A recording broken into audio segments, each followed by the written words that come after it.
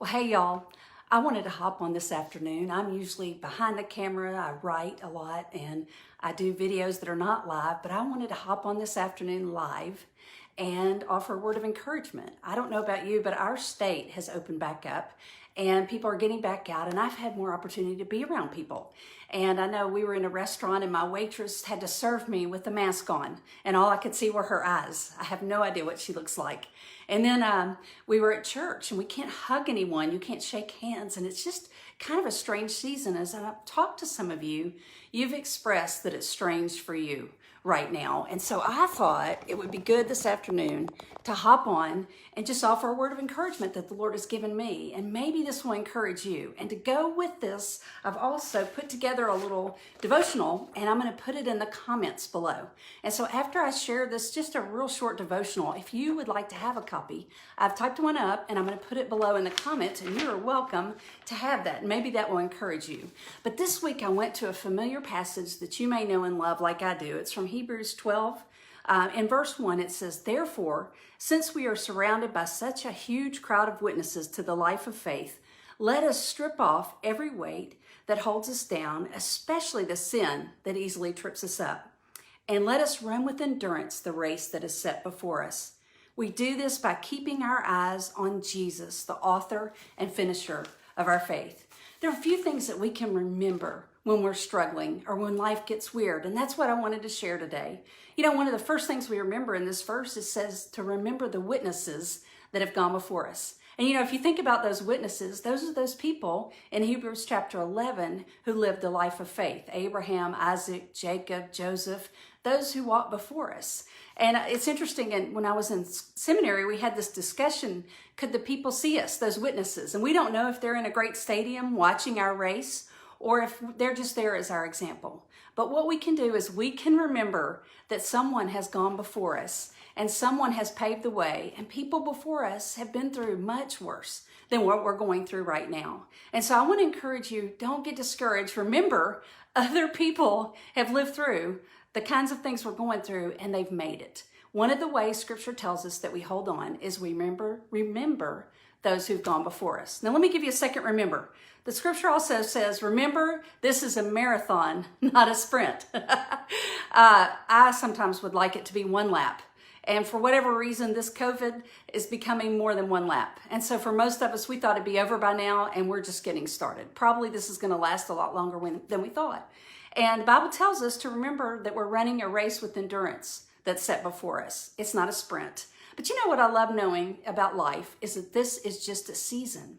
We're going to look back, maybe it's a year, maybe 2 years, and we'll go, do you remember 2020? Do you remember that crazy virus? It will pass, and we will look back on it one day, and it'll be different. But sometimes we have to be reminded this is just a season. It's a marathon. This is one little lap of that race. All right, here's another remember. Remember to lay aside the weights that hinder you and bring you down. What are those weights? I was thinking about what's weighing you down today. Who's weighing you down? Sometimes we really have to think about what it is that's weighing us down. It could be a person, a relative. It could be the news. It could be something you're reading. And I want to encourage you, be careful what you're putting in your mind right now. It may be bringing you down like a weight to a runner. You may need to drop that thing or listen to it less or watch it less. So I encourage you to think about, is there somebody when you spend time with them, it just discourages you and drags you down? Maybe you need to talk to them a little bit less right now. If the news is discouraging you, turn it off. If you're not reading something encouraging, you need to pick up something good to read. I have found that I really have to limit how much I watch of the news right now because it can be discouraging. And I know some of you, somebody put in the comments, you're dealing with unemployment right now. You need to probably be looking at everything positive toward how you can get employed or find another job instead of looking at discouraging numbers on unemployment because it's hard. Also, we remember to get rid of the sin. The Bible says the sin that easily trips us up. In the King James, it says besetting sins. And what that means is that's that sin that just gets at you and makes you trip as you're trying to run this race. You know, I don't buy certain cookies because I know if I go in the pantry and those cookies are in the pantry, I'm in trouble. Anybody else? Somebody else can feel me on that. If there's a friend that you get around and you want to gossip more when you're around that friend, then you may need to spend less time with that friend.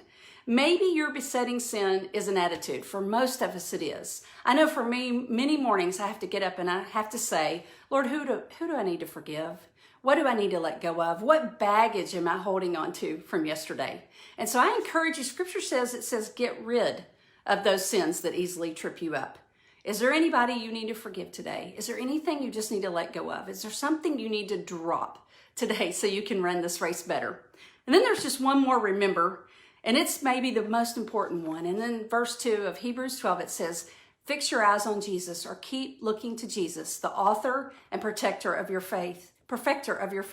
We need to fix our eyes on Jesus. Maybe like never before. We need to look to him and talk to him and spend time with him like we never have before. And here's why. In verse 2, it says, he made it through. He endured the cross, and he's seated at the right hand of the Father, and he knows what it's like to go through a hard season. So can I encourage you today with this simply? Jesus is the only one that can fix and handle your situation, whatever it is. Some of you are dealing with some hard things. You're tired of that husband. I've heard that this week, or that wife. Those kids, you're tired of being a homeschool mom. You never set out to be one. You're exhausted from cooking all the time. Or you're just tired. And it could be financial. It could be something that you're dealing with neighbors or with family members. Most of us have some challenges. Can I encourage you today to take those and lay those at the feet of Jesus? He adores you. He is for you. And I would love to pray for you. And so if you would leave in the comments section below a prayer request, or you can direct message me, I will pray for you. Maybe there's something you've not shared with anybody else. I would love to pray for you. And so if you would like to share a request, I would be happy to lift you up to the Lord. Also, when I get off the live, I'm going to put this in the comments below, and you can print it off, and it's just 5 things to remember, especially right now with all we're going through.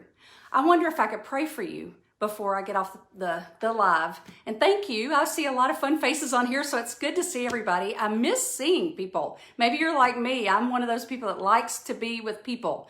And so God bless you. I want to pray for you right now. And then if there's something specific that I can pray for you or lift up for you, I want you to share it below or send me a note, and I would love to pray for you.